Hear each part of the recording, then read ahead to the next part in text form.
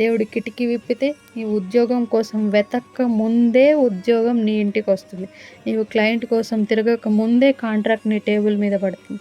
నీవు అప్పు అడగక ముందే సహాయం అందుతుంది. ఎందుకంటే అది ఆకాశపు కిటికీ, ఆకాశపు వాకిలి. నీ తెలివితేటలు, నీ కష్టము, నీ పరిచయాలు వీటన్నిటికీ మించిన సోర్స్ నుంచి వస్తుందన్నమాట. కాబట్టి ఈరోజు ప్రశ్న ఏంటంటే, దేవుడు తిరిగిరా అని పిలుస్తూ ఉన్నాడు. అంటే యూటర్న్ తీసుకునే ధైర్యం మనకుందా? ఈరోజు కూడా సాతాను సేమ్ అదే అబద్ధం చెప్తా ఉన్నాడు.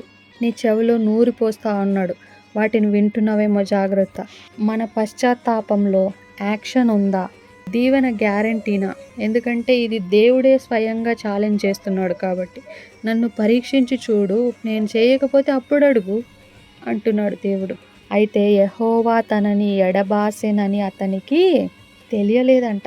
అదే అసలు డేంజర్. దేవుడు మనల్ని విడిచిపెట్టాడని మనకే తెలియకుండా బ్రతికేస్తూ ఉంటాం. అందుకే మిమ్మల్ని అడుగుతున్నాను, మీ ఆత్మీయ జీవితం ఏ దశలో ఉంది? మంట ఇంకా మండుతుందా? లేక పొగ మాత్రమే వస్తుందా?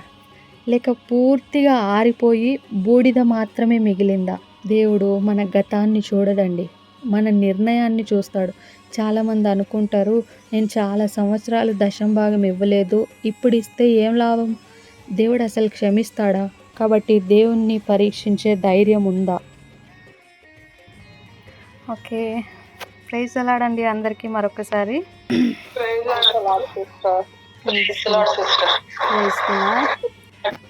అందరూ ఎలా ఉన్నారు? బాగున్నారని అనుకుంటున్నాను. సో రండి, నేటి దినాన వాక్య భాగాన్ని ధ్యానించుకోక మునుపు ఒకసారి క్విక్గా రీక్యాప్ చేద్దామా?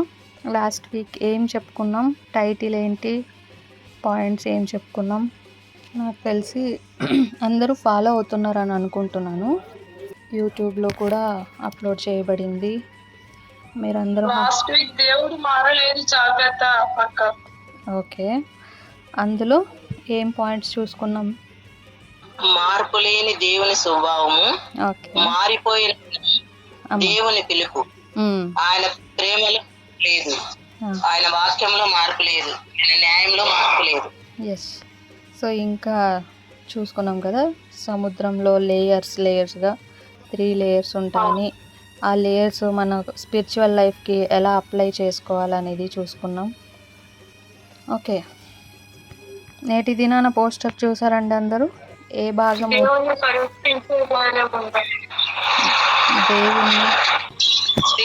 పరీక్షించే ధైర్యం ఉందా?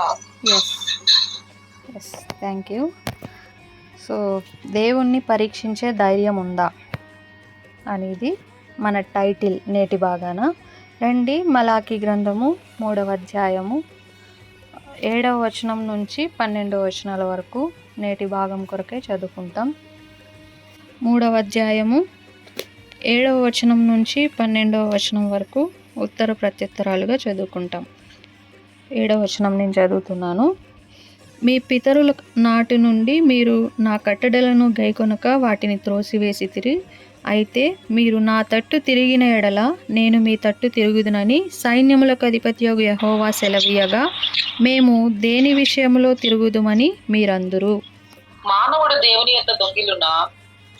అయితే మీరు నా యొక్క దొంగిలితిరి. దేని విషయంలో మేము నీ యొక్క దొంగిలితమని మీరందరూ 10వ భాగమును ప్రతిష్ఠితార్పణములను ఈ యొక్క దొంగిలితిరి.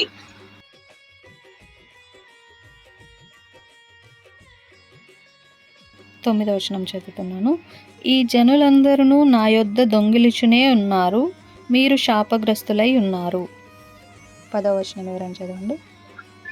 నా మందిరములో ఆహారం ఉండినట్లు 10వ భాగం మంచియు మీరు నా మందిరపు నిధిలోనికి తీసుకుని రండి.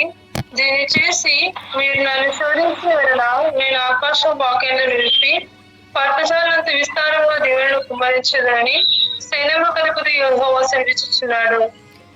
11వ వచనం చదువుతున్నాను. మీ పంటను తినివేయు పురుగులను నేను గద్దించెదను, అవి మీ భూమి పంటను నాశనము చేయవు. మీ ద్రాక్ష చెట్లు అకాల ఫలములను రాల్పకయుండునని సైన్యములకు అధిపతియగు యెహోవా సెలవిచ్చుచున్నాడు. అప్పుడు ఆనందకరమైన దేశంలో మీరు నివసించురు గనుక అన్యజనులందరూ మిమ్మల్ని ధన్యులందరని సైన్యములకు అధిపతియగు యెహోవా సెలవిచ్చుచున్నాడు. చాలండి. Thank you so much. ప్రభు సహాయం కొరకై చిన్న ప్రార్థన చేసుకుందాం. అత్యున్నతమైన సింహాసనం మీద ఆసీనుడైనటువంటి మహోన్నతుడైన దేవ, పరిశుద్ధుడ, నిత్య నివాసి, నీకే వందనములు స్తోత్రములు చెల్లిస్తూ ఉంటున్నాను. ఇంతవరకు మరి సహాయపడి నడిపించినందుకు నీకు వందనములు. మరి నేటి దినాన మరి తండ్రి మరొక భాగాన్ని ధ్యానించుకొని ఉంటుండగా మరి ప్రభువా నీవే నన్ను కూడా నీ శిలువ చాటున మరుగుపరిచి నీ నోటి బూరగా వాడుకుంటురమ్మని వేడుకుంటున్నాను దేవా. మరి ఇర్మియా 1:9 ప్రకారము ప్రభువా నీవే నా నోటిని వాడుకుంటురండి, ఏది అవసరమో మాకు దానిని మాత్రమే అందజేస్తురమ్మని వేడుకుంటున్నాను. అట్లు మరి నిర్గమ 4:12 ప్రకారం, కీర్తనలు 119:18 ప్రకారం దేవా తండ్రి నీ వాక్యాలను తండ్రి నా పట్ల నెరవేరుస్తురమ్మని వేడుకుంటున్నాను దేవా.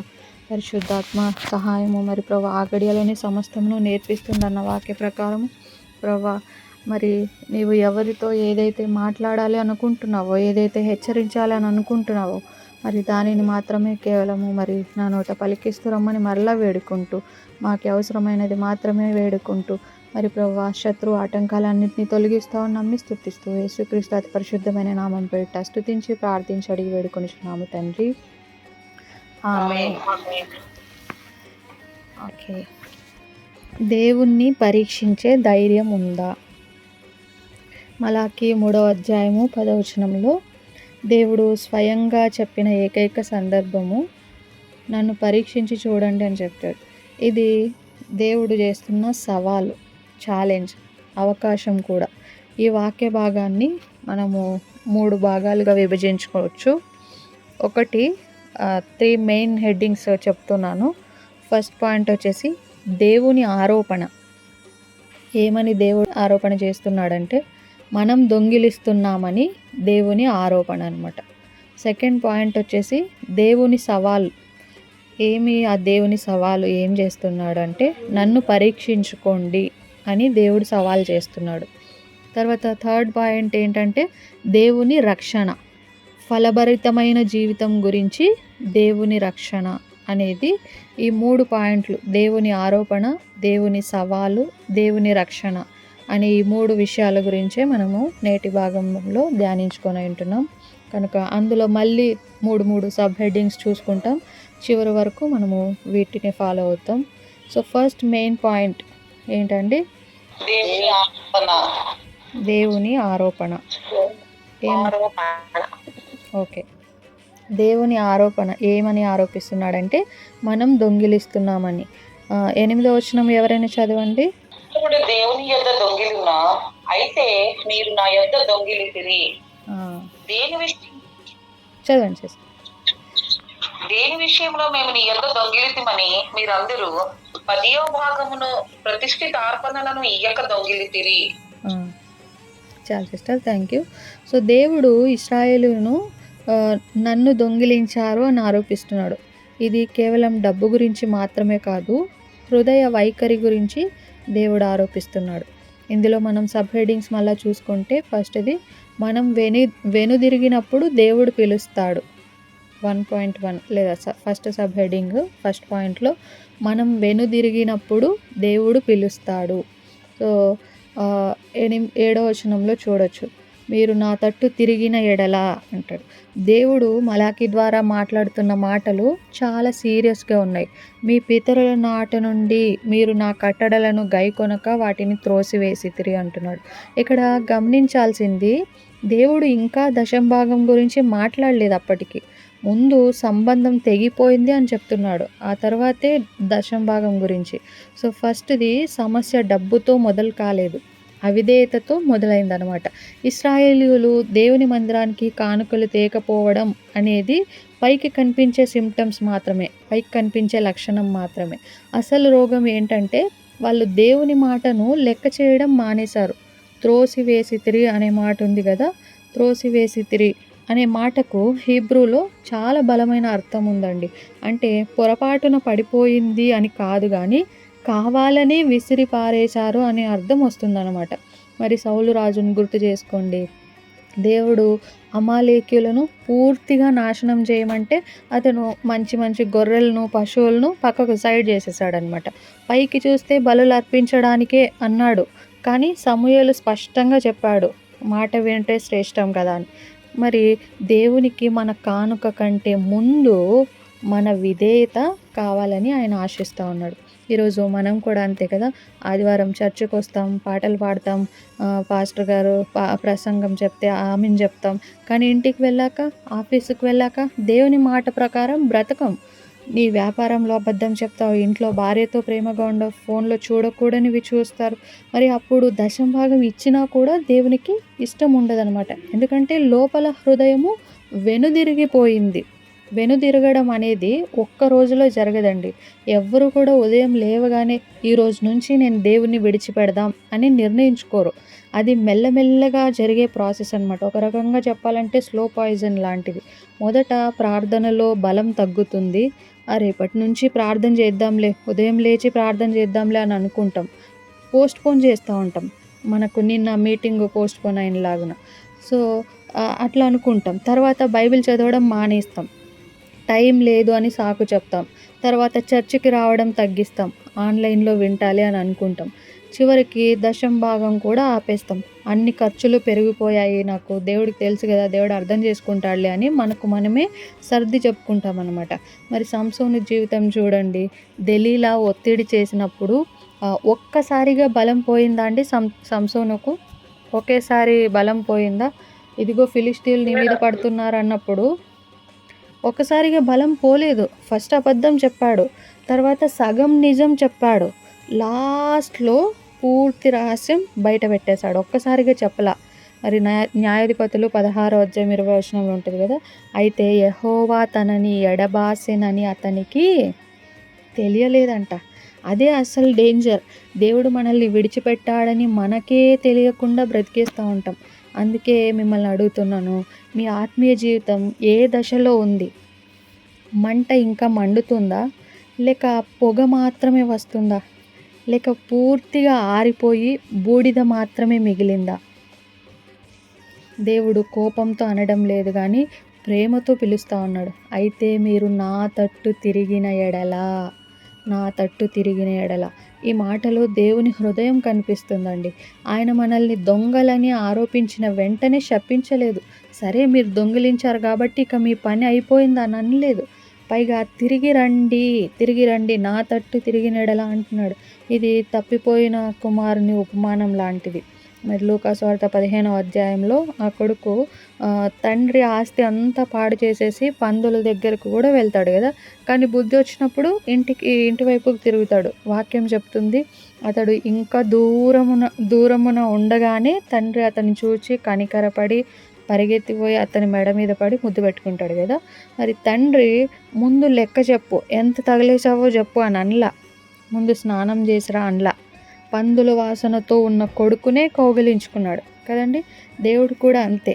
నువ్వు ఎంత దూరం వెళ్ళిపోయినా, ఎన్ని తప్పులు చేసినా, ఈరోజు తండ్రి తప్పు అయిపోయింది అని ఒక్క అడుగు వేస్తే చాలు, ఆయన 10 అడుగులు నీ వైపు వేస్తాడు. మరి రోమా 5వ అధ్యాయం 8వ వచనం చెప్తుంది, మనం ఇంకనూ పాపులమై ఉండగానే క్రీస్తు మన కొరకు చనిపోయెను. నువ్వు బాగుపడ్డాక దేవుడు ప్రేమించడం కాదు, నువ్వు పాడైపోయి ఉన్నప్పుడే ప్రేమించాడు దేవుడు మనల్ని. కాబట్టి దేవుడు కోపంతో అనడం లేదు, తిరిగి నా తట్టు తిరిగిన ఎడల అనేది. ప్రేమతో ఆహ్వానిస్తూ ఉన్నాడు. తిరుగుట అంటే మాటలతో కాదండి, చేతలతో. మరి హీబ్రూలో తిరుగుట అనే మాటకు షూబ్ అంటారు, SHUB, షూబ్. లాస్ట్ క్లాస్లో కూడా వినున్నాం ఈ మాటని. దాని అర్థము యూటర్న్ తీసుకోవడం అన్నమాట. ఒకవేళ మీరు హైదరాబాద్ నుంచి వైజాగ్ వెళ్తున్నారు అనుకోండి, మధ్యలో దారి రాంగ్ రూట్లో వెళ్తున్నామని తెలిసింది. అప్పుడు అయ్యో నేను తప్పు దారిలో వచ్చాను అని బాధపడుతూ మరి అదే దారిలో ముందుకు వెళ్తే ఏం లాభం? స్టీరింగ్ వెనక్కి రావాలి కదా. అలాగే దేవా నన్ను క్షమించు అని ఏడ్చి మళ్ళీ అదే పాపం, అదే లోభం, అదే దశమ భాగం ఇవ్వకపోవడం చేస్తే అది పశ్చాత్తాపం కాదు. మరి జక్కయ్యని చూడండి, యేసుప్రభు అంటాడు కదా, నేడు నీ యేసుప్రభు వాళ్ళు చెప్తే, ఇదిగో ప్రవ్వా నా ఆస్తిలో సగం బీదలకి ఇచ్చేస్తున్నాను, నేను ఎవరి దగ్గరైనా కానీ అన్యాయంగా దేన్నైనా తీసుకుంటే దానికి 4 టైమ్స్ మళ్ళా చెల్లిస్తాను అని ప్రభుతో చెప్తాడు. చెప్పడమే కాదు, అతను చేసి చూపించాడు కూడా. అందుకే అప్పుడు యేసు అంటాడు, ఇతడును అబ్రహాము కుమారుడే, నేడు ఈ ఇంటికి రక్షణ వచ్చిందంటాడు. కాబట్టి మన పశ్చాత్తాపంలో యాక్షన్ ఉందా? ఈ నెల నుంచి 10% ఇస్తాను అని నిర్ణయం తీసుకున్నామా? ఈరోజు నుంచి రహస్య పాపం మానేస్తామని తీర్మానం చేసుకుందామా? లేదంటే కేవలం ఎమోషన్తో ఏడ్చి బలిపీఠం దగ్గర నుంచి లేచి మామూలు జీవితంలోకి వెళ్ళిపోతాము? దేవుడు మన గతాన్ని చూడడండి, మన నిర్ణయాన్ని చూస్తాడు. చాలామంది అనుకుంటారు, నేను చాలా సంవత్సరాలు 10% ఇవ్వలేదు, ఇప్పుడు ఇస్తే ఏం లాభం? దేవుడు అసలు క్షమిస్తాడా? ఇది సాతాను పుట్టించే అబద్ధం అన్నమాట. మరి యెషయా 1:18 దేవుడు అంటున్నాడు, మీ పాపాలు రక్తం వలె ఎర్రవైనను హిమము వలె తెల్లబడతాయని, కెంపు వలె ఎర్రవైనను గొర్రెబొచ్చు వలె తెల్లబడతాయంట. మరి పేతురు కూడా 3 సార్లు బొంకినా సరే యేసు తిరిగి లేచాక అతన్ని క్షమించి నా గొర్రెలను మేపుము అని బాధ్యత అప్పగించాడు కదా. మరి నీ గత 10 సంవత్సరాల్లో వేస్ట్ అయిపోయి ఉండొచ్చు, కానీ ఈరోజు నువ్వు తీసుకునే నీ ఒక్క నిర్ణయము నీ మిగతా జీవితాన్ని అంతటిని కూడా మార్చేస్తుంది. మరి చివరిసారి దేవునితో క్వాలిటీ టైం ఎప్పుడు గడిపాం మనం? ఫోన్తో గడిపిన టైంలో కనీసం 10% అయినా దేవునికి ఇస్తున్నామా? మన జీతం రాగానే దేవుని వాటా తీస్తున్నామా? లేక అన్ని బిల్లులు కట్టగా మిగిలింది దేవునికి ఇస్తున్నామా? దేవుడు మన బడ్జెట్లో ఉన్నాడా లేక బయట ఉన్నాడా? ఎవరూ చూడనప్పుడు మనం చూసేవి, మనం మాట్లాడేవి దేవునికి ఇష్టకరంగా ఉంటున్నాయా? 1 యోహాను 1:9 ప్రకారం పాపాన్ని ఒప్పుకుని విడిచిపెట్టే ధైర్యం ఉందా మనకు? మరి ఆఫీస్లో కావచ్చు, కాలేజ్లో కావచ్చు, ఫ్రెండ్స్లో, మరి మీరు ఒక క్రైస్తవురాలు అని ఎంతమందికి తెలుసు? మన బ్రతుకులు చూసి ఎవరైనా నీ దేవుడు నిజమైన వాడు అని అనుకుంటున్నారా? ఒక వ్యక్తి ప్రతి నెల తన తండ్రికి డబ్బులు పంపిస్తూ ఉండేవాడండి, కానీ 5 ఏళ్ళుగా ఒక్క ఫోన్ కాల్ కూడా చేయలేదన్నమాట. ఒకరోజు ఆ తండ్రి ఉత్తరం రాశాడు, బాబు నీ డబ్బు నాకు అక్కర్లేదు, కానీ నువ్వు నాకు కావాలి, నీ డబ్బు వద్దు, నువ్వు నాకు కావాలి అని చెప్పేసి. మరి దేవుడు కూడా అంతే, ఆయనకు మన డబ్బు అక్కర్లేదు. భూమి, బంగారము, మనకు సంబంధించింది అంతా ఆయనదే కదా, ఆయనే కదా మనకిచ్చింది. కానీ నీ డబ్బు వెనక నీ హృదయం ఉంది కదా, అది కావాల్సింది దేవునికి. డబ్బు ఇవ్వనప్పుడు దేవుడు బాధపడేది ఆర్థికంగా నష్టపోయానని కాదు, మనం ఇచ్చే కొంచెం 10% ఇవ్వకపోతే దేవుడికి ఏదో నష్టం జరిగిపోతుందని కాదు. కానీ అక్కడ ఇంటెన్షన్ ఏంటంటే, నా కొడుకు నన్ను నమ్మటం లేదు, నా కుమార్తె నన్ను నమ్మటం లేదు, నాకు దూరంగా వెళ్ళిపోయారు అని దేవుడు బాధపడుతున్నాడు. కాబట్టి ఈరోజు ప్రశ్న ఏంటంటే, దేవుడు తిరిగిరా అని పిలుస్తూ ఉన్నాడు. మరి అంటే యూటర్న్ తీసుకునే ధైర్యం మనకుందా? ఎగ్జామిన్ చేసుకోవాలి, ఎవరికి వాళ్ళు పరీక్షించుకోవాలి. మరి 10% అంటే డబ్బు కాదు. సెకండ్ సబ్ హెడింగ్ ఏంటంటే, 10% అంటే డబ్బు కాదు, నమ్మకం.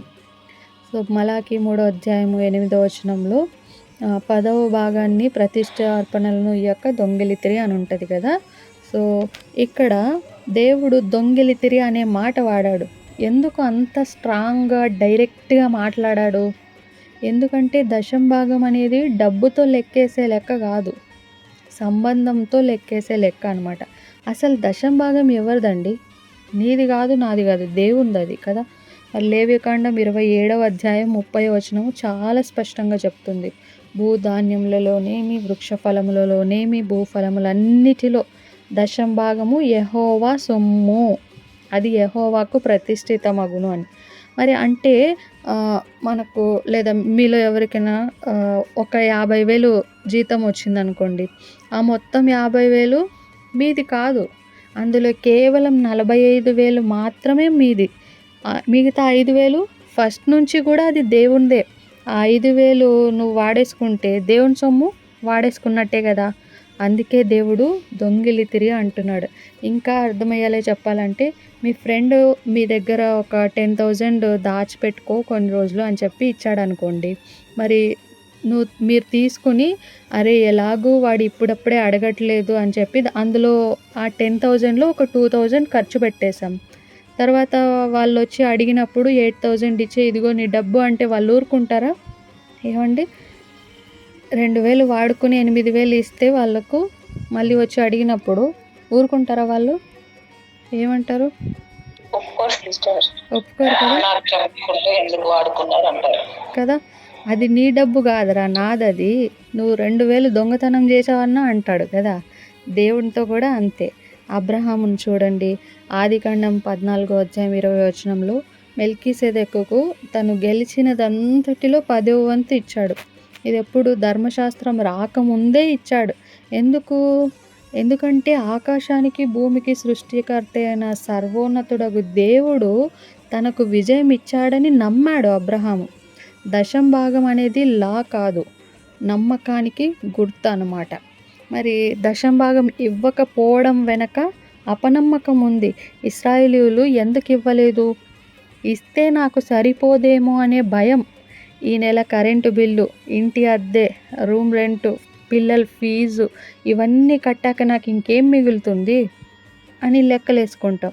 అంటే సమస్య పేదరికం కాదు, దేవుడు నన్ను పోషిస్తాడు, దేవుడు మమ్మల్ని పోషిస్తాడు అనే నమ్మకము లేకపోవడం అన్నమాట. ఏదెన్ తోటలో ఆదాము హవ్వలు పండు తిన్నారు. ఎందుకు? ఆకలేసి కాదు, దేవుడు చెప్పిన మాట మీద నమ్మకం లేక. సాతాను అన్నాడు, ఈ పండు తింటే మీరు దేవుళ్ళ వలె దేవతల వలె అవుతారని అంటాడు కదా. అంటే దేవుడు మీ మంచి కోరటం లేదు, మిమ్మల్ని తక్కువగా ఉంచాలనుకుంటున్నాడని అపనమ్మకం అనే విత్తనాన్ని వేశాడనమాట సాతాను. ఈరోజు కూడా సాతాను సేమ్ అదే అబద్ధం చెప్తా ఉన్నాడు. నీ చెవిలో నూరి పోస్తా ఉన్నాడు, వాటిని వింటున్నావేమో జాగ్రత్త. దశంభాగం ఇస్తే నీకు కష్టమవుతుంది, దేవుడు చూసుకోడు, నీ డబ్బు నువ్వే దాచుకో అని చెప్తున్నాడేమో. కానీ మత్తయి సువార్త 6వ అధ్యాయం 33లో యేసు అన్నాడు, మీరు మొదట ఆయన రాజ్యాన్ని నీతిని వెతకండి, అప్పుడు అవన్నీ మీకు అనుగ్రహించబడతాయి. ముందు దేవునికి ఇవ్వండి, తర్వాత మీ అవసరాలు ఆయన చూసుకుంటాడని చెప్తా ఉన్నాడు. మరి ప్రతిష్టార్పణ అంటే ఏంటి? దశంభాగం కంటే ఎక్కువ. ఇక్కడ 8వ వచనంలో ఉంది కదా, 10వ భాగమును ప్రతిష్టార్పణలను ఇయ్యక దొంగిలితిరి. 10వ భాగం దశంభాగం అంటే ఇంకా ప్రతిష్టార్పణలు కూడా అంతే అయి ఉండొచ్చు కదా అని అనుకుంటాం. ఈ వచనంలో 2 పక్కనే ఉన్నాయి కదా, 10వ భాగమును ప్రతిష్టార్పణలను అనుంది. దశంభాగం అంటే ఇది 10% టైత్, అది కంపల్సరీ ఇవ్వాల్సిందే, అది దేవునిది. ప్రతిష్టార్పణ అంటే కానుక, మనం ఇచ్చే గిఫ్ట్. 10% దేవునికి ఇచ్చేసి దానికంటే ఎక్కువగా మన ఇష్టపూర్వకంగా ఇచ్చేది, అది ప్రతిష్టార్పణలు. ఇప్పుడు 10% ఇచ్చేసాం కదా, దశంభాగం ఇచ్చేసాం కదా అని చెప్పేసి మనం ఊరుకుండేకి లేదు. అది దేవుడిది, అది దేవునికి ఇచ్చేసాం. మరి ప్రతిష్టార్పణను కూడా ఇయ్యక దొంగిలితిరి అంటున్నాడు కదా. ఈ ప్రతిష్టార్పణ ఏంటిది అంటే అది కానుక, మనం ఇచ్చే కానుక, మనం ఇష్టపూర్వకంగా హృదయపూర్వకంగా ఇచ్చే కానుక అనమాట. ఇశ్రాయేలీయులు 10% కూడా ఇవ్వలేదు. ఇక కానుక సంగతి ఏం చెప్తాం, ప్రతిష్టార్పణ సంగతి ఏం చెప్తాం. కానీ దేవుని హృదయం ఏంటంటే, మీరు నన్ను నమ్మి 10% ఇస్తే నేను మిమ్మల్ని ఎంతగా దీవిస్తానో చూసి మీరే ఇష్టంగా ఇంకా ఎక్కువ ఇస్తారని చెప్తా ఉన్నాడు. మరి 2 కొరింథీ 9వ అధ్యాయం 7వ వచనంలో ఉత్సాహముగా ఇచ్చువానిని దేవుడు ప్రేమించును అని ఉంటుంది కదా. దేవుడు నీ దగ్గర బిచ్చగాడిలా అడగటం లేదండి, నీకు లేకపోయినా ఇవ్వు అని అనటం లేదు. బిడ్డ, నీకున్నదంతా నేనే ఇచ్చాను కదా, నన్ను నమ్మి నా వాటా నాకు ఇచ్చి చూడు, నేను నిన్ను ఎలా పోషిస్తానో చూడు అప్పుడు అంటున్నాడు. మనకు బీద విధవరాలు గుర్తుంది కదండి, మార్కు సువార్త 12వ అధ్యాయంలో. మరి ఆమె 2 కాసులు అంటే తన బ్రతుకు తెరువంతా కూడా కానుక పెట్టెలో వేసింది, తన జీవనం అంతా వేసింది కదా. యేసు అంటున్నాడు, ఈ బీద విధవరాలు అందరికంటే ఎక్కువ వేసింది. ఈ మాట వింటే మనకే అనిపిస్తుంది కదా, it doesn't make any sense కదా అని. మరి దేవుడు ఎందుకు అలా అన్నాడు? ఎందుకంటే మిగతా వాళ్ళు తమ సమృద్ధిలో నుండి వేశారు, ఆమె తన లేమిలో నుండి వేసింది. అది దేవునిపై ఆమెకున్న నమ్మకం, దేవుడు నన్ను చూసుకుంటాడనే ధైర్యం. మరి ఈరోజు మీ చెక్ బుక్ లేదా మీ ఫోన్పే హిస్టరీ దేవునికి చూపిస్తే ఆయన ఏమంటాడు? నా కొడుకు లేదా నా కుమార్తె నన్ను నమ్ముతున్నారు అంటాడా?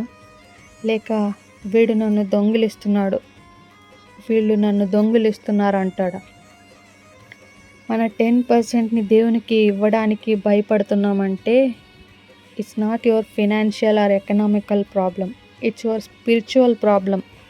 ఆధ్యాత్మికమైన సమస్య కానీ అది నీ ఆర్థిక సమస్య కానే కాదనమాట. దేవునికి ఇవ్వడానికి భయపడుతున్నామంటే. మరి 8వ వచనంలో 10వ భాగంను ప్రతిష్టార్పణములను ఇయ్యక, ఇది ఆర్థిక విషయం కంటే ఆధ్యాత్మిక విషయం.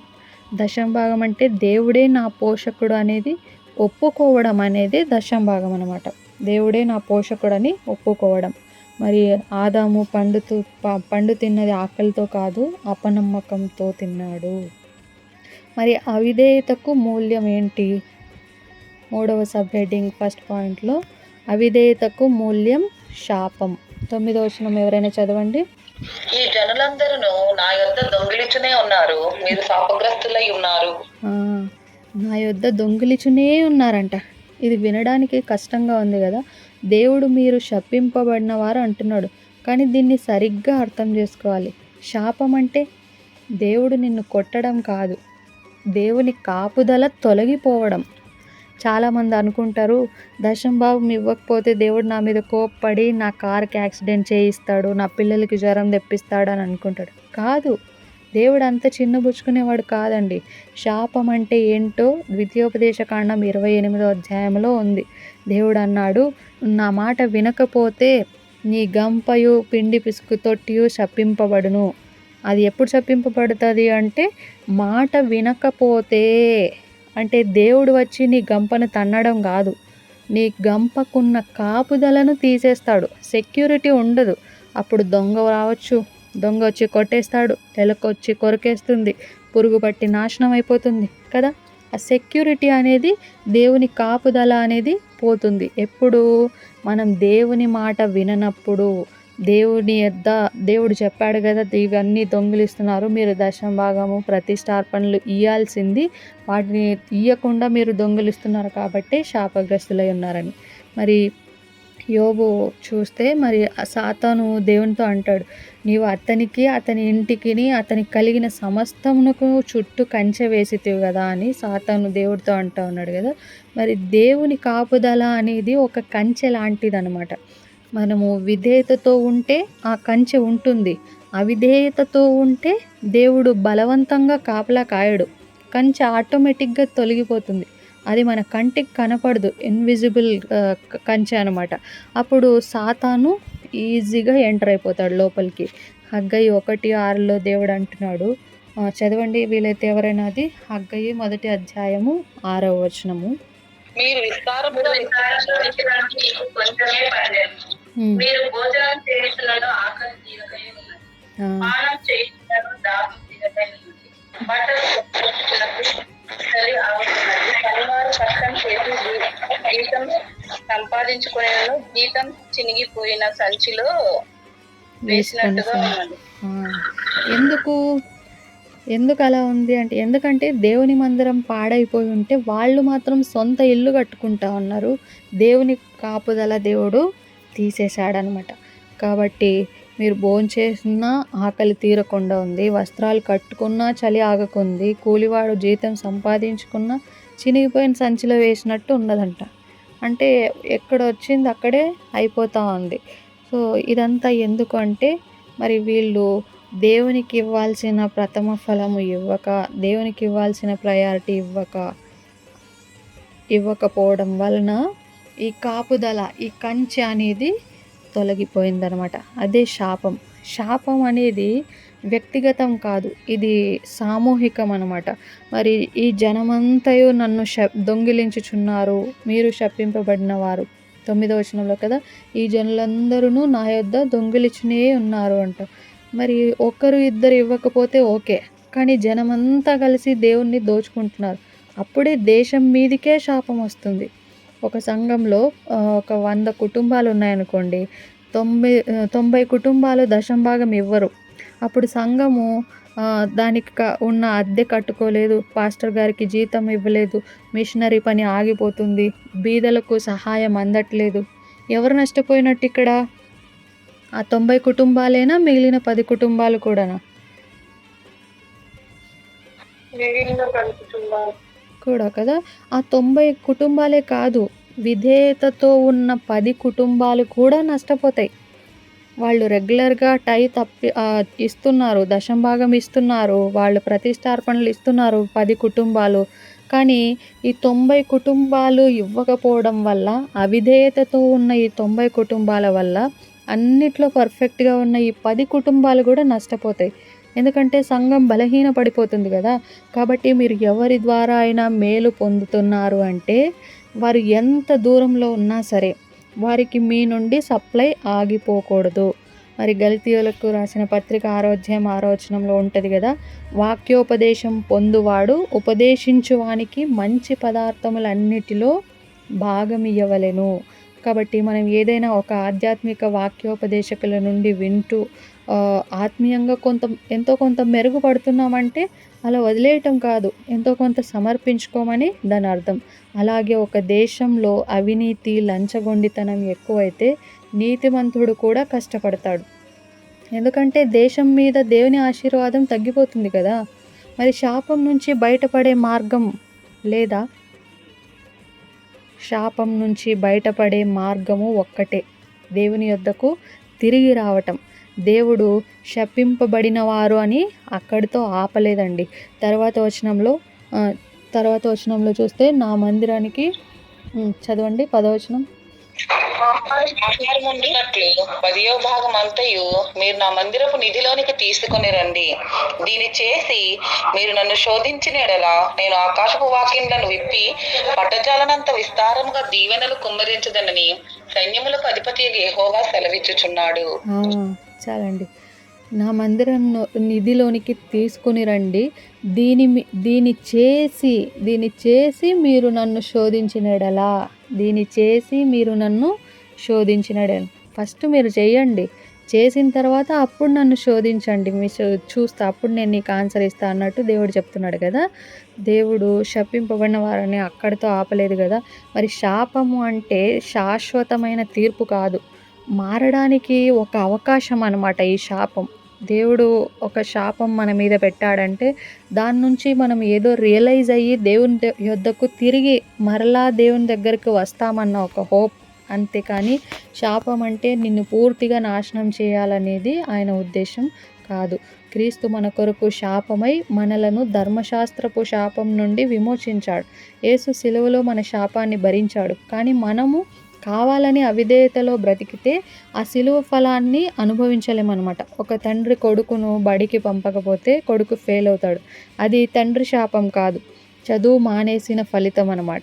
అలాగే దేవుని నియమం మీరితే దేవుని యొక్క దీవెన ఆగిపోతుంది, అదే దేవుని కోపం కాదు, కానీ నీ అవిధేయతకు సహజమైన పర్యవసానం అది.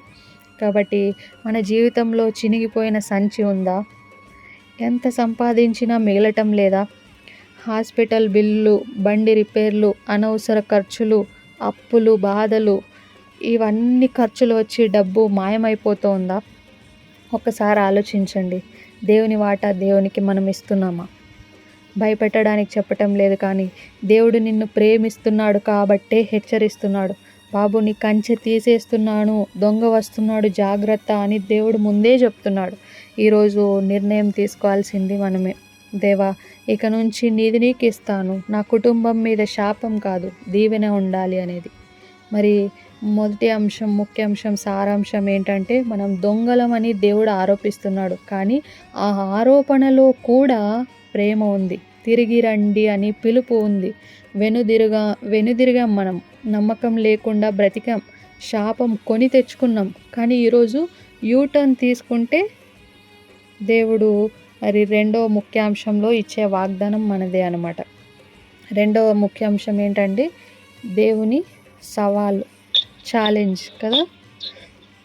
దేవుడు ఛాలెంజ్ చేస్తూ ఉన్నాడు, నన్ను పరీక్షించండి, నన్ను పరీక్షించి చూడండి. నా మందిరపు నిధిలోనికి తీసుకుని రండి, దీన్ని చేసి మీరు నన్ను శోధించిన ఎడల.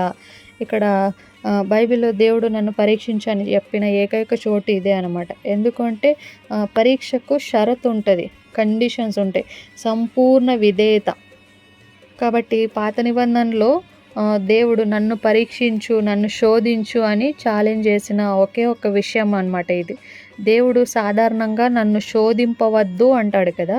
ద్వితీయోపదేశకాండం 6:16 మీ దేవుడైన యెహోవాను శోధింపకూడదని అక్కడ స్పష్టంగా రాయబడి ఉంది.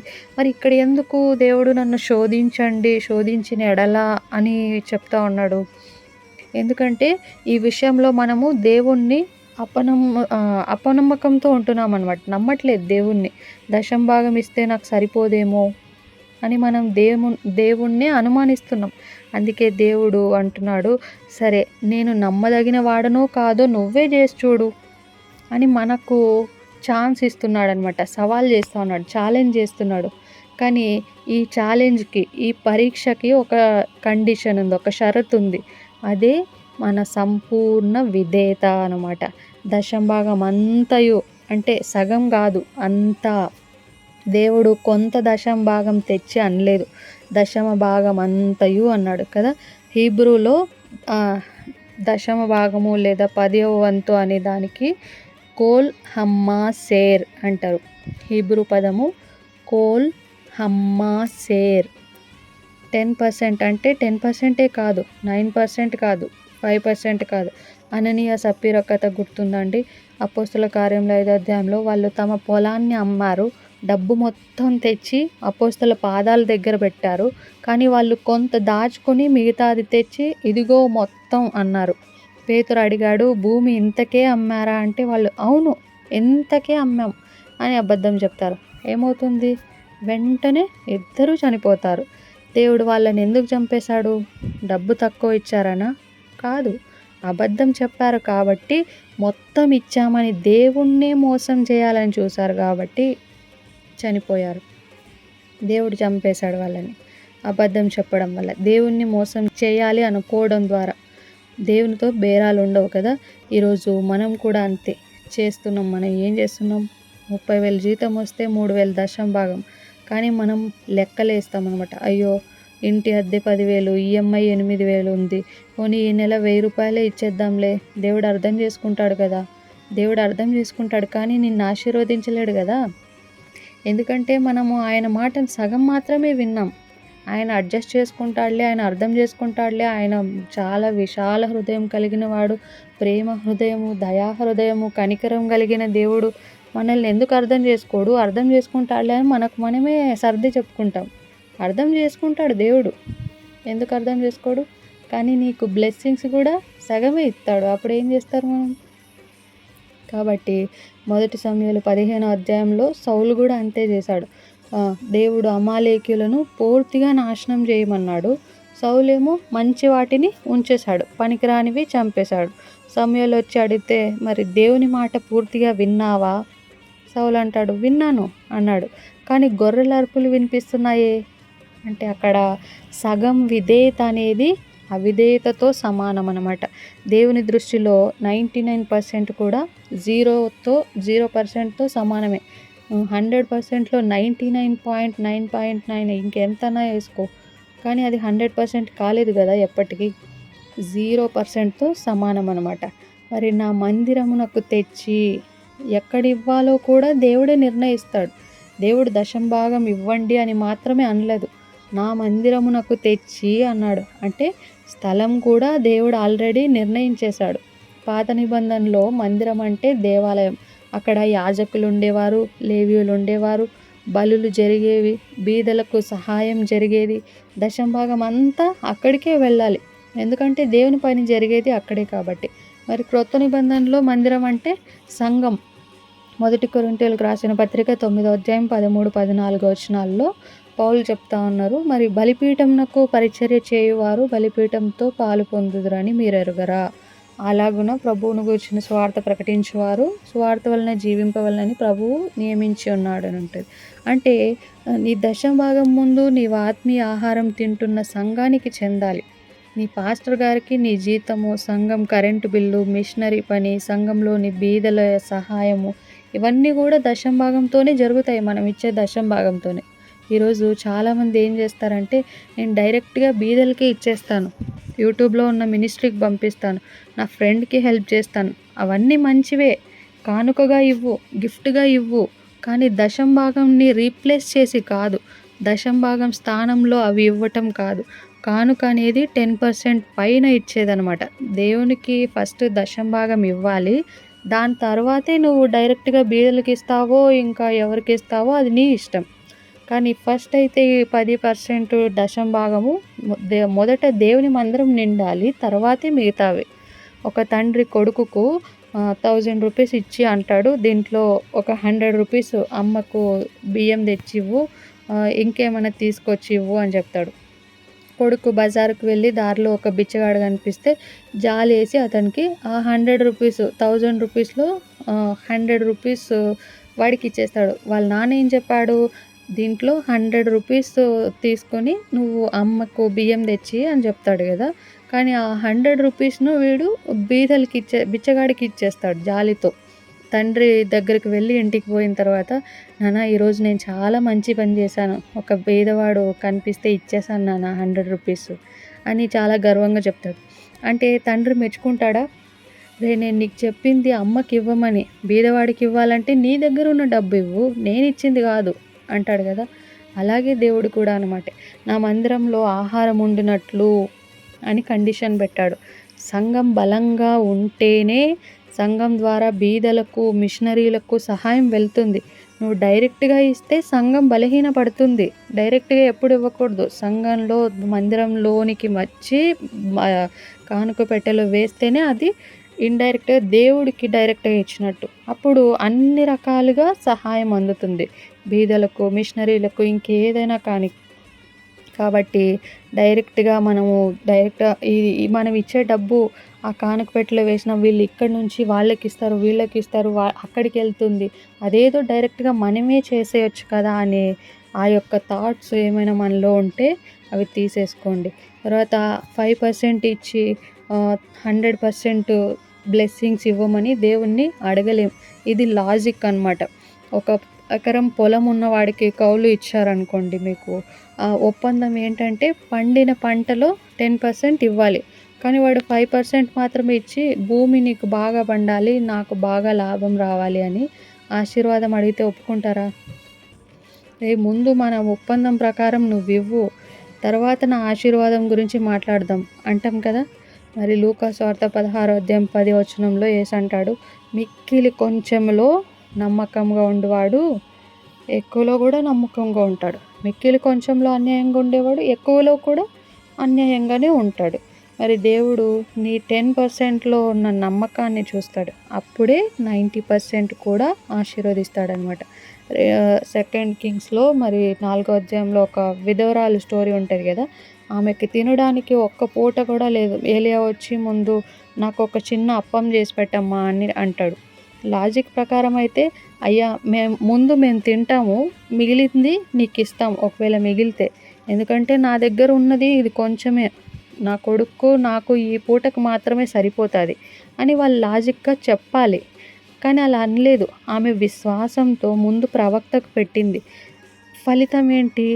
పిండి తొట్టెలో పిండి అయిపోలేదు, బుడ్డిలో నూనె అయిపోలేదు. అది అక్షయ పాత్ర లాగా వస్తూనే ఉంది. ఆ కొంచెం పిండి, ఆ కొంచెం నూనె ఎంత పోసుకున్నా సరే అది ఊరుతూనే ఉంది కదా. దేవుని నియమం ఏంటంటే, ముందు ఆయనకి ఇవ్వాలి, తర్వాత అది నీకు రెట్టింపు అవుతుంది. రెట్టింపు అవుతుందో ఇంకా దానికి మించి అవుతుందో అది దేవునికి నీకు ఉంటుంది. మరి నువ్వు దేవుణ్ణి 5%తో పరీక్షించలేవు. దేవా, నేను నీకు 1000 రూపీస్ ఇస్తున్నా, నువ్వు నాకు ఒక 1 lakh ఇవ్వు అంటే కుదరదు. ముందు ఆయన చెప్పిన 10%ని పూర్తిగా ఇవ్వాలి, తర్వాత ఆయన ఆకాశపు వాకిండ్లను విప్పి పట్టజాలనంత విస్తారముగా దీవిస్తానన్న మాట నిలబెట్టుకుంటాడో లేదో అప్పుడు చూడాలి. దేవుని పరీక్షించే ధైర్యం ఉందా? ఈ నెల జీతము, బోనస్, వ్యాపారంలో లాభం అన్నీ కలుపు, అందులో 10% ఎంత అవుతుందో ముందే తీసి పక్కన పెట్టు. అది ఎందుకంటే మనది కాదు, దేవునిది అది. జీతం రాగానే మొదటి చెక్ దేవునికి రాసేయి. అన్ని ఖర్చులు పోను మిగిలింది దేవునికి ఇస్తాలే అంటే ఎప్పటికీ మిగలదు మనకు. చినిగిన సంచిలో వేసినట్టే పోతానే ఉంటుంది, కారిపోతానే. ఎక్కడ ఖర్చు అయిపోతాయో తెలీదు, ఎక్కడ ఖర్చు పెడతామో కూడా తెలీదు. కాబట్టి సాతాను ఇవన్నీ చూసుకుంటాడనమాట. మిగిలింది దేవునికి ఇస్తాలే అని అనేది సాతాను ఆలోచన. ఈ నెల ఇస్తే నాకు ఈఎంఐ ఎలా కట్టాలి అనే భయం పుట్టిస్తాడు. అదే పరీక్ష. హెబ్రీ పత్రిక 11వ అధ్యాయం 6వ వచనంలో ఉంటుంది కదా, విశ్వాసం లేకుండా దేవునికి ఇష్టడై ఉండుట అసాధ్యము. నువ్వు ఇచ్చాక దేవుడు నిన్ను పోషించే బాధ్యత దేవుడు తీసుకుంటాడు. కాబట్టి దేవుడు నిన్ను పరీక్షించమంటున్నాడు, కానీ 5%తో కాదు, 10%తో, సగం విధేయతతో కాదు, సంపూర్ణ విధేయతతో. ఈరోజు నుండి దేవా నీ మాట పూర్తిగా వింటాను, దశం భాగం అంతా కూడా నీ మందిరానికి తెస్తానని తీర్మానం చేసుకునే ధైర్యం ఉందా? అప్పుడే తర్వాతి పాయింట్, ఆకాశపు వాకిండ్లను విప్పి పట్టజాలనంత విస్తారంగా అనే వాగ్దానము మన జీవితంలో నెరవేరుతుంది. దశం భాగం అంతయు నా మందిరానికి తెచ్చి అంటే సగం కాదు, అంత. మందిరపు వాకిన్లు కొట్టు, మందిరపు నిధి అంటే సంఘం యొక్క అవసరతలు తీర్చడం అనమాట. దీన్ని మనము ఎట్లా అప్లై చేసుకోవచ్చు అంటే 5% ఇచ్చి 100% ఆశీర్వాదాన్ని అడగలేమన్నమాట. మరి పరీక్షలో దేవుని వాగ్దానం చూస్తాం ఇక్కడ. 10వ వచనంలో ఇందాక చూసుకున్నాం కదా, ఆకాశపు కిటికీలు ఆకాశపు వాకిండ్లను విప్పి. మరి షరతు ప్రకారము దశం భాగం అంతా తెస్తే దేవుడు ఊరుకోడు, ఆయన వెంటనే రియాక్ట్ అవుతాడు. ఎలా అంటే ఆకాశపు వాకిండ్లను విప్పి. ఈ మాటను జాగ్రత్తగా అర్థం చేసుకోవాలి. ఆకాశపు కిటికీలు అంటే నీ శక్తికి, నీ ఊహకు మించిన సహాయం అనమాట. మనము వాకిండ్లు లేదా కిటికీ అంటే చిన్నది అనుకుంటాం కదా, ఇంటికి వెంటిలేషన్ కోసం పెట్టుకునే ఒక చిన్న కిటికీ కావచ్చు. లేదా ఇది బైబిల్లో ఆకాశపు కిటికీలు అనే మాట ఎప్పుడొచ్చిందంటే ఆదికాండము 7వ అధ్యాయం 11వ వచనంలో, నోవహు కాలంలో జలప్రలయం వచ్చినప్పుడు ఆకాశపు ఏం విప్పబడినాయండి? తూములు. ఆకాశపు తూములు విప్పబడతాయి కదా. అంటే ఏంటి? ఆకాశం చీలిపోయి కుండపోతగా వర్షం కురిసింది, 40 రోజులు ఆగకుండా కురిసింది, భూమి మొత్తం మునిగిపోయింది. అంటే దేవుడు కిటికీలు విప్పుతాను అన్నప్పుడు చిన్నగా చినుకులు పడేలా కాదు, కుండపోతగా కురిపిస్తాను అంటున్నాడు. నీ జీతం 30,000 అయితే దేవుని దీవెన 3,000 రూపాయలలాగా కాదు కానీ రాదు, కానీ అది నీ లెక్కకే అందదు. నీవు ఎక్కడి నుండి వచ్చింది అని ఆశ్చర్యపోయేలా వస్తుందన్నమాట. ఆకాశపు తూములు విప్పి, ఆకాశపు వాకిండ్లను విప్పి అంటే మనం అసలు ఎక్స్పెక్టే చేసి ఉండం. దేవునికి ఇచ్చేది మనం కొంత అయితే ఆ దశం భాగం మనం కరెక్ట్గా ఆ 10%ని పర్ఫెక్ట్గా మనం ఇస్తే ఖచ్చితంగా దేవుడు దానికి డబల్, త్రిబుల్, 5 times 10 times రెట్టింపుగా బ్లెస్సింగ్స్ అనేవి మన మీద కుమ్మరిస్తాడనమాట. మరి షోమ్రోను పట్టణము శత్రువులతో ముట్టడి వేయబడింది. 2వ రాజుల 7వ అధ్యాయంలో చూస్తే అక్కడ కరువు వచ్చింది. ఒక గాడిద తల 80 తులాల వెండికి అమ్ముడుపోతుందంట. గాడిద తల ఎవరు తింటారు అంటే అంత కరువు ఉందన్నమాట అక్కడ. మరి పావురపు రెట్టను కూడా అమ్ముతా అన్నారు అక్కడ. అప్పుడు ఎలీషా ప్రవచనం చెప్తాడు, రేపు ఈ వేళకు షోమ్రోను గవిని దగ్గర 1 తూము గోధుమ పిండి 1 తులానికి అమ్ముడుపోతుంది. అంటే ఒక్క రోజులో కరువు పోయి సమృద్ధి వస్తుంది అని. అక్కడ రాజు యొక్క ఒక అధికారి ఉన్నాడు, వాడు అపనమ్మకస్తుడు. వాడు ఏమన్నాడంటే యెహోవా ఆకాశమందు కిటికీలు చేసినా కూడా ఈ సంగతి కలుగుతుందా, ఇది జరుగుతుందా? అంటే దేవుడు ఆకాశంలో కిటికీలు పెట్టి గోధుమలు పైనుంచి కురిపించినా కూడా నేను నమ్మను అన్నట్టు చెప్తున్నాడు అనమాట. వాడి లెక్క ప్రకారం అది అసాధ్యం, మానవుల ఊహకు ఎవరికి అందనిది అది. కానీ దేవుడు ఆ రాత్రే శత్రువుల గుండెల్లో భయం పుట్టించాడు. వాళ్ళు తమ గుడారాలు, బంగారము, వెండి, బట్టలు, ఆహారం అన్నీ విడిచిపెట్టి పారిపోయారు. తెల్లారేసరికి పట్టణం నిండా సమృద్ధి. ఎలా ఈ సమృద్ధి వచ్చింది అని వాళ్ళు అనుకున్నారు, కానీ దేవునికి అసాధ్యమైనది ఏది కూడా లేదు. దేవుడు కిటికీ విప్పితే నీ ఉద్యోగం కోసం వెతక్క ముందే ఉద్యోగం నీ ఇంటికొస్తుంది. నీవు క్లయింట్ కోసం తిరగక ముందే కాంట్రాక్ట్ నీ టేబుల్ మీద పడుతుంది. నీవు అప్పు అడగక ముందే సహాయం అందుతుంది. ఎందుకంటే అది ఆకాశపు కిటికీ, ఆకాశపు వాకిలి. నీ తెలివితేటలు, నీ కష్టము, నీ పరిచయాలు వీటన్నిటికీ మించిన సోర్స్ నుంచి వస్తుందన్నమాట. మరి కిటికీ విప్పడం అంటే దేవుడు నీ కేస్‌ని పర్సనల్‌గా తీసుకోవడం అన్నమాట. మామూలుగా వర్షం ఎలా పడుతుందండి? మేఘాలొస్తాయి, గాలి వీస్తుంది, సీజన్ రావాలి కదా! అది సహజం. కానీ కిటికీ విప్పడం అనేది అది న్యాచురల్ కాదు. అది అతీతం. దేవుడు సృష్టి నియమాలను పక్కన పెట్టేసి మన కోసం ప్రత్యేకంగా జోక్యం చేసుకుంటాడనమాట. ఇజ్రాయేలీయులు అరణ్యంలో ఉన్నప్పుడు చూడండి, అక్కడ హోటల్ లేదు, సూపర్ మార్కెట్ లేదు. 40 సంవత్సరాలు 20 లక్షల మందికి పైగా ప్రతిరోజు ఆహారం కావాలి వాళ్ళకి. దేవుడు ఏం చేశాడు? ప్రతి ఉదయం ఆకాశం నుంచి మన్నాను కురిపించాడు. అదే కిటికీ విప్పడం. నీ జీవితంలో కూడా అంతే. నువ్వు దశంభాగం ఇచ్చి దేవుణ్ణి పరీక్షిస్తే ఆయన నీ ఫైనాన్స్ ప్రాబ్లం నుంచి, ఆ ఫైనాన్స్ విషయాన్ని, నీ కుటుంబ విషయాన్ని, నీ ఆరోగ్యం విషయాన్ని పర్సనల్‌గా ఒక ప్రాజెక్ట్ లాగా తీసుకుంటాడనమాట. ఈ బిడ్డ నన్ను నమ్మాడు, ఇతని పరువు నేను కాపాడాలి అని ఆయనే రంగంలోకి దిగుతాడనమాట. మరి కిటికీ విప్పితే ఆపడం కష్టం. నోవహు కాలంలో కిటికీ విప్పితే 40 రోజులు ఆగలేదు వర్షం. దేవుడు దీవించడం మొదలుపెడితే చాలు దేవా చాలు ఆపేసేయ్ అని నువ్వు అనేంత వరకు ఆ దీవెనలు వస్తూనే ఉంటాయి. ఎందుకంటే ఆయన పిసినారు కాదు కదా. మరి 23వ అధ్యాయం 5వ వచనంలో కీర్తనలు 23:5లో దావీదు అంటాడు కదా, నా గిన్నె నిండి పొర్లుచున్నది. గిన్నె నిండితే చాలు కదా, పొర్లడం ఎందుకు? దేవుని లెక్క అలాంటిదనమాట. ఆయన ఇస్తే నీవు పట్టుకోలేనంత ఇస్తాడు, నీ ఇంట్లో పట్టనంత ఇస్తాడు, నీ చుట్టూ ఉన్న వాళ్ళకు పంచేంత ఇస్తాడు. కాబట్టి ఆకాశపు వాకిండ్లు లేదా ఆకాశపు కిటికీలు అనేది మాట వరుసకు అనే మాట, అనిన్న మాట కాదండి. నీవు విధేయత చూపిస్తే దేవుడు తన ఐశ్వర్యపు గిడ్డంగి తలుపులు తెరుస్తాడు.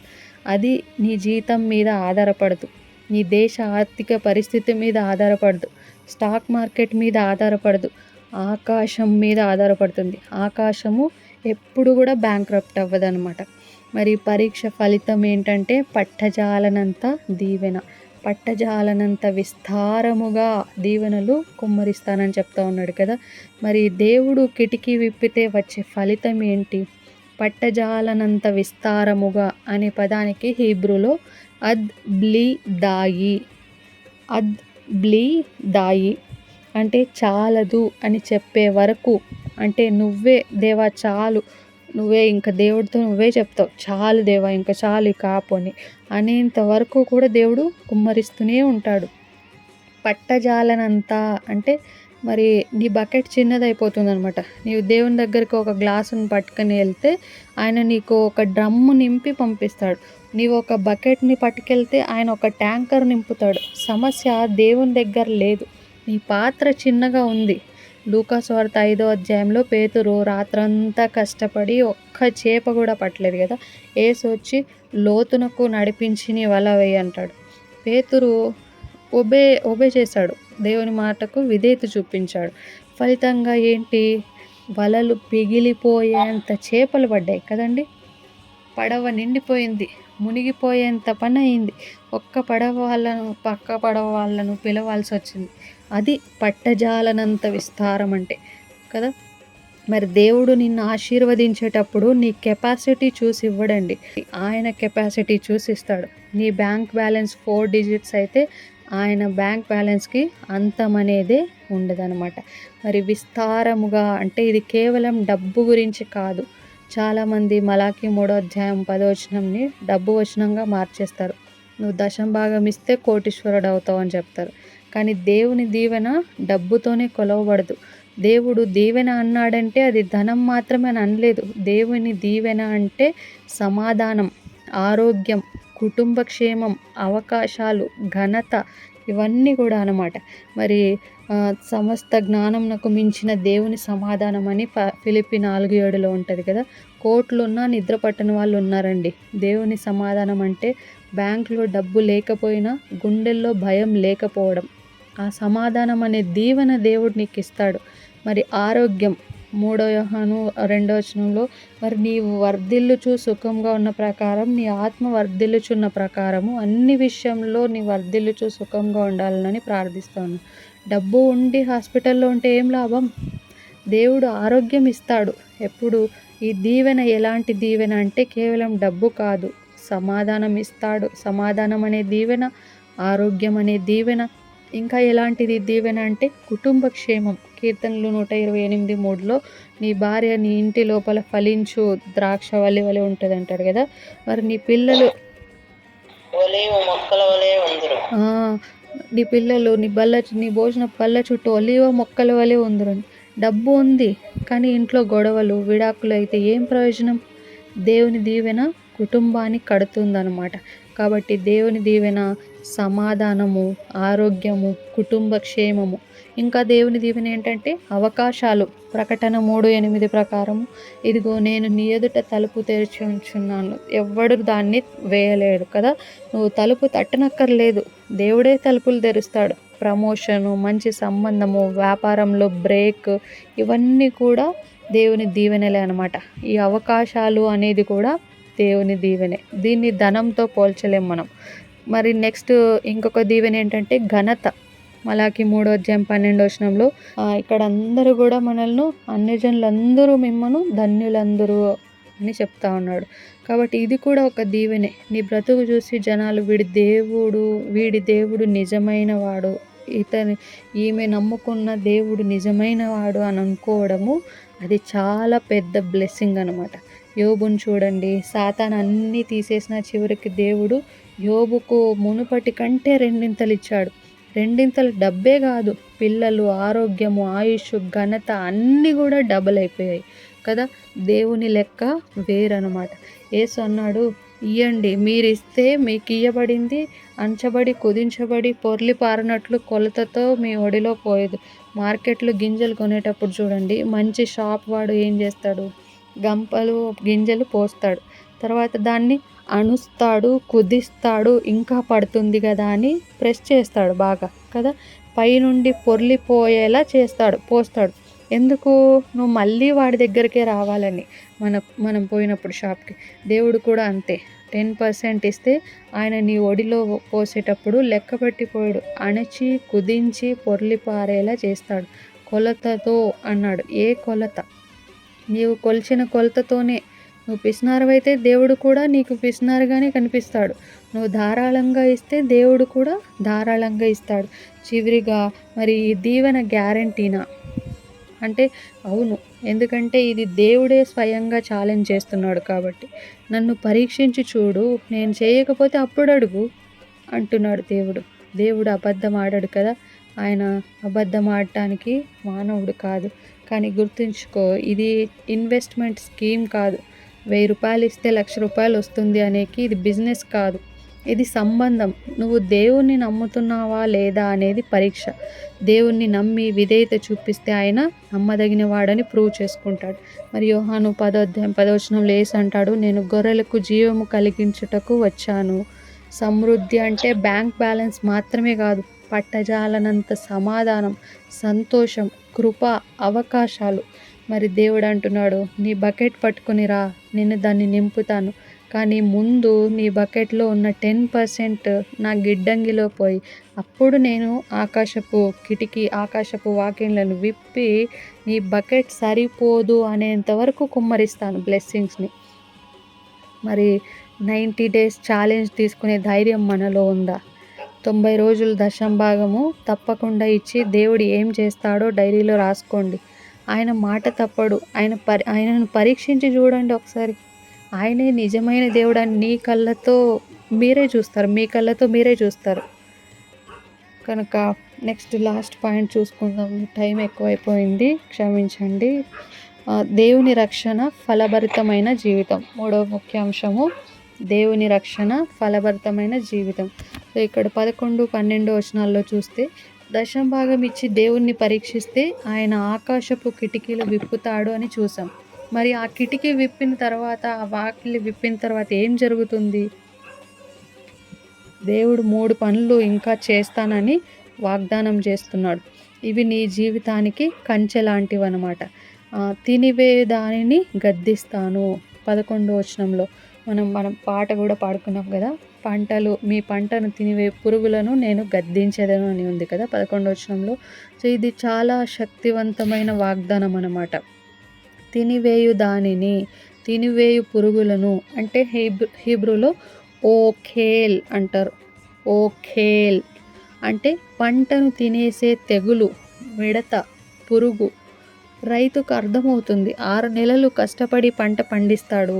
కోతకు 1 వారం ఉందనగా తెగులు వస్తుంది. ఒక్క రాత్రిలో పంట మొత్తం నాశనం అయిపోతుంది. సంవత్సరం కష్టమంతా కూడా వేస్ట్ అయిపోతుంది. మరి నీ జీవితంలో తినివేయు దానిని ఏంటి? ఈ తినివేసేది ఏంటి? నీ జీతం జేబులోకి రాగానే మాయమైపోయే ఖర్చులా? మరి దేవుడు తరుముతానన్న శత్రువు ఎవరు? తినివేయు పురుగులను నేను గద్దించేదను అన్నాడు కదా. ఆ గద్దిస్తానన్న శత్రువులు ఎవరు? యోహాను 10:10లో స్పష్టంగా చెప్తాడు కదా, దొంగతనమును, హత్యను, నాశనమును చేయుటకే వస్తాడు కానీ మరి దేనికి రాడు. నీ కష్టాన్ని దొంగిలించేవాడు ఎవరు? సాతాను. వాడు డైరెక్ట్గా నీ జేబులో చేయి పెట్టాడు, కానీ వాడు పరిస్థితులను క్రియేట్ చేస్తాడు, సృష్టిస్తాడు. ఎలా? హఠాత్తుగా ఫ్రిడ్జ్ పాడైపోతుంది, దానికి ఒక 15,000. బండి టైర్ పేలిపోతుంది, దానికి ఒక 4,000. పిల్లవాడికి జ్వరం వస్తుంది, హాస్పిటల్ బిల్లు ఒక 20,000.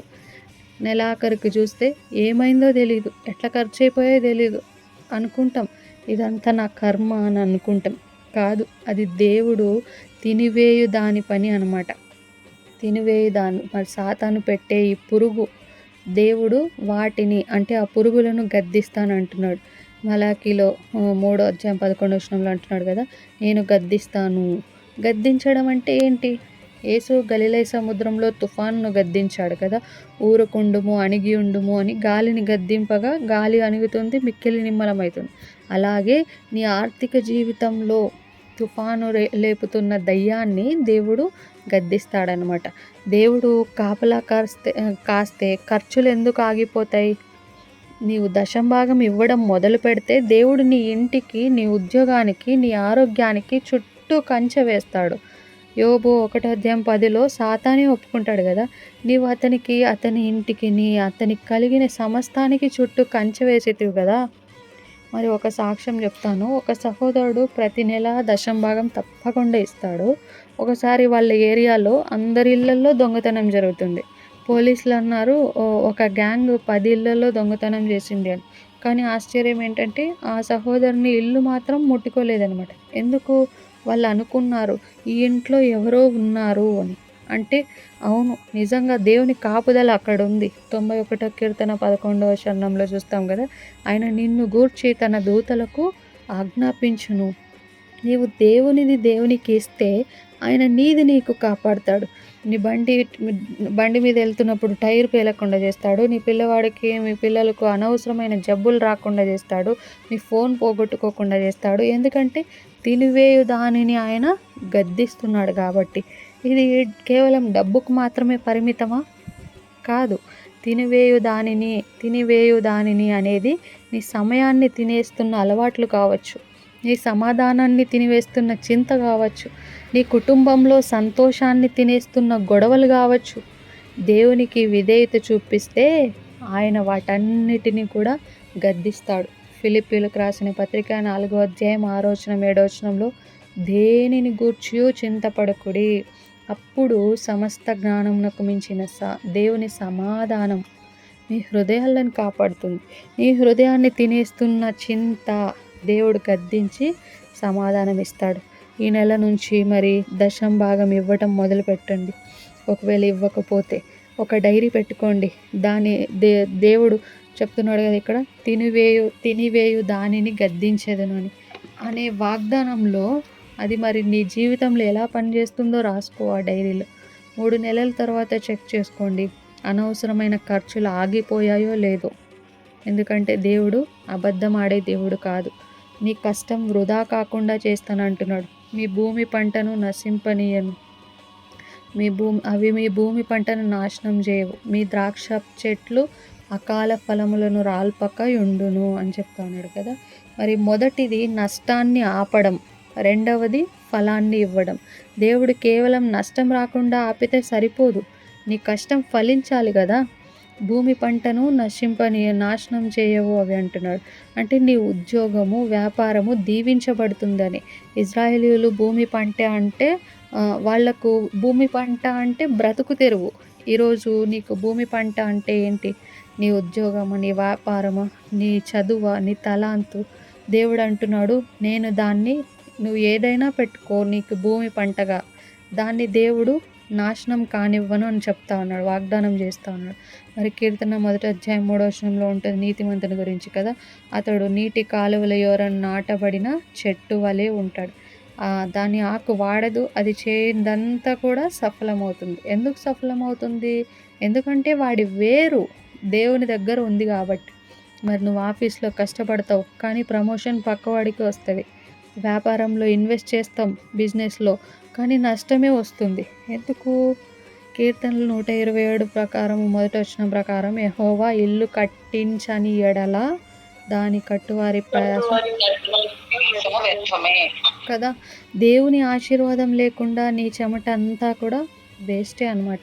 కానీ నువ్వు దేవునికి ఇస్తే ఆయన నీ కష్టం మీద చేయి వేస్తాడు.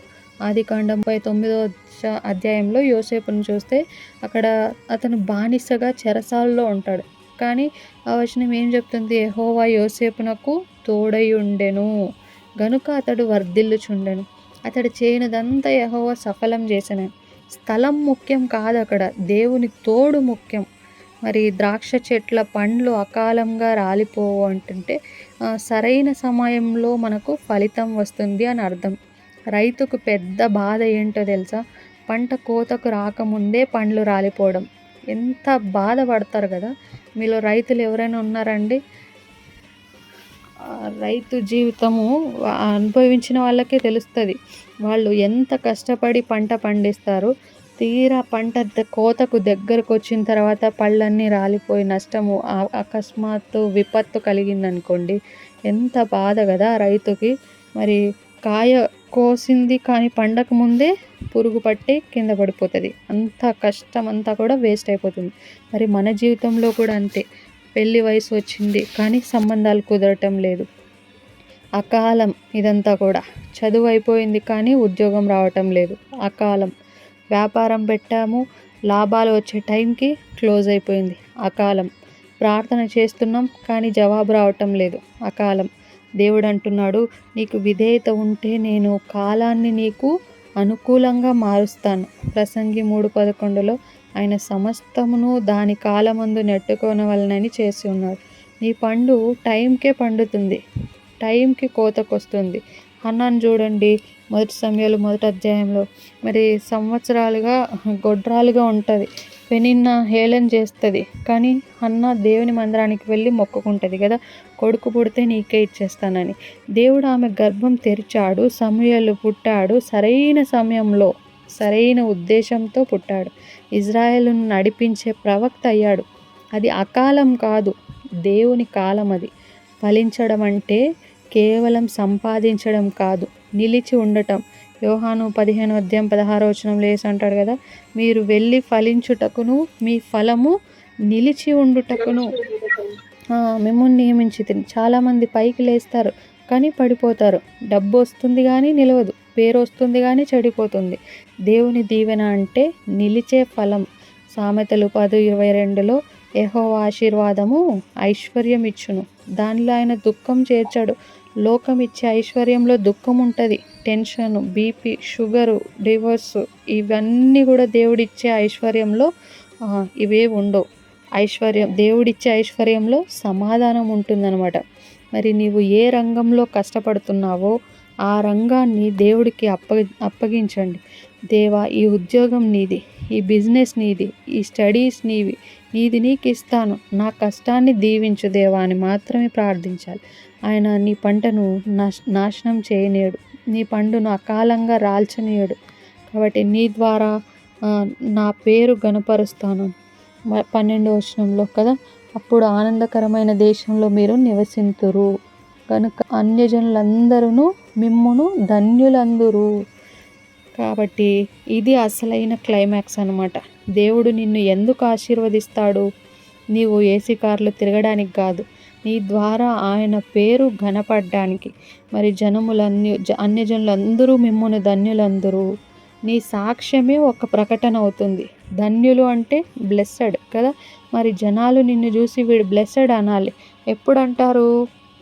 నీ జీవితంలో వివరించలేని సమాధానం, వివరించలేని సహాయం, వివరించలేని కాపుదలను చూసినప్పుడు.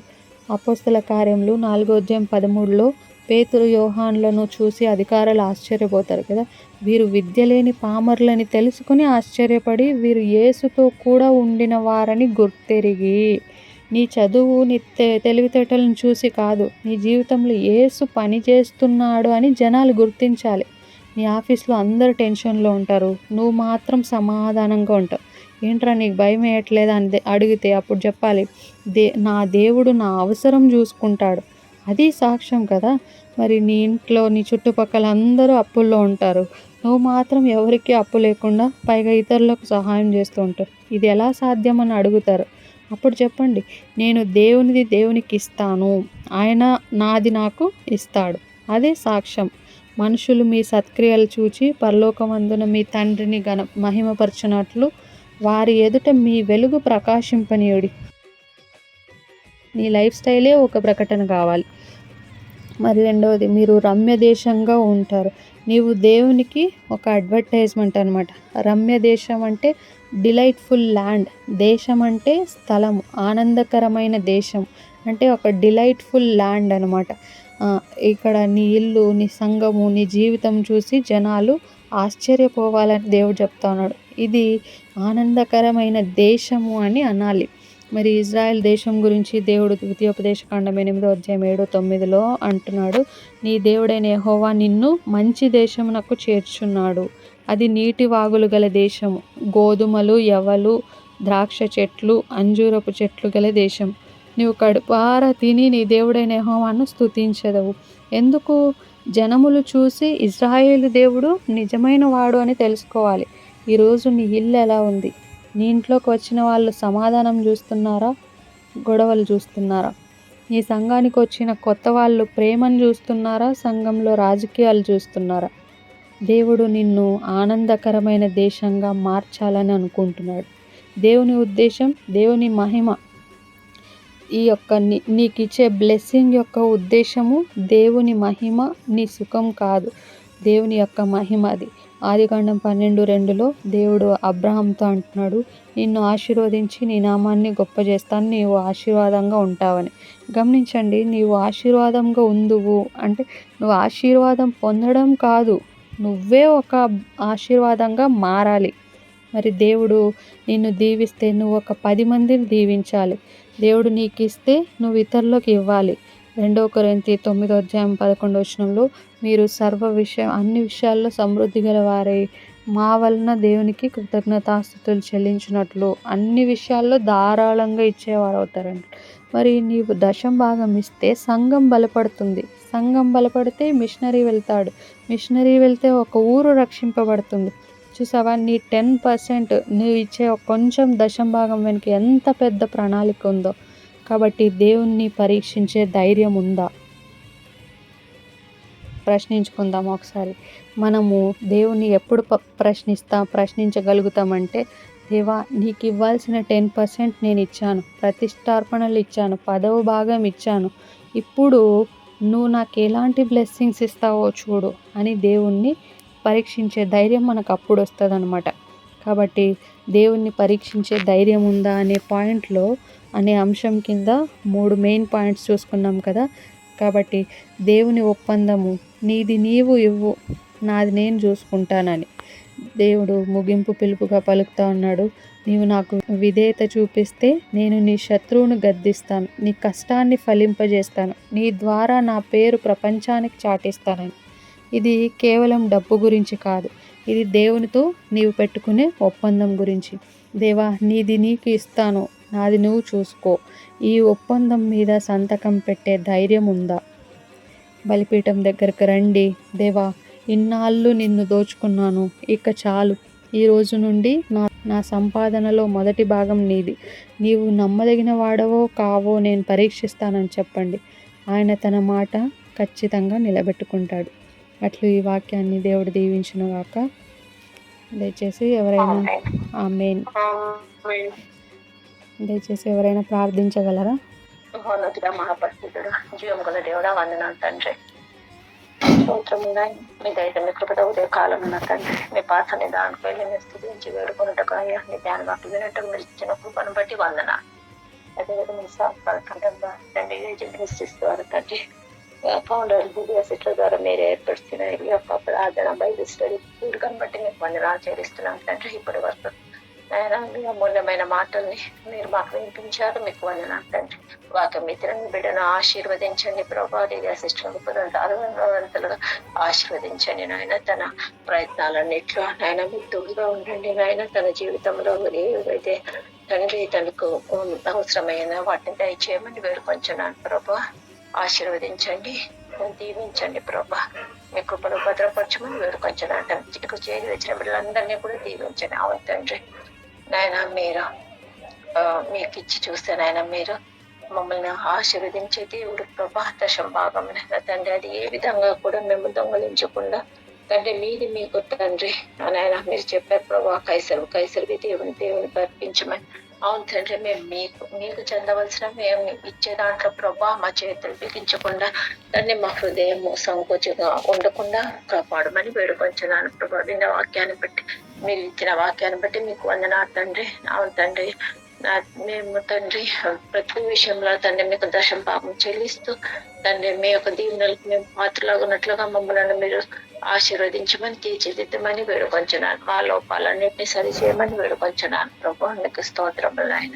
నేను రానైనా గ్రాండ్ టెస్ట్ మీకు తోడుగా ఉండండి ప్రభా. జరగవలసిన పనులు అన్నింటిలో మీరు తోడుగా ఉండండి నా సిస్టర్ కి ఆరోగ్యం దయచేసి సహాయం దయచేయండి ప్రభా తండ్రి. అలాగే తండ్రి వాక్యం ఉన్న తండ్రి మీరు ఎప్పుడు చేస్తారు ఆ రోజు వాక్యం ఆశీర్వదించండి, పాటలు పాడించండి, దీవించండి, ప్రార్థించమని ఆశీర్వదించండి నాయన.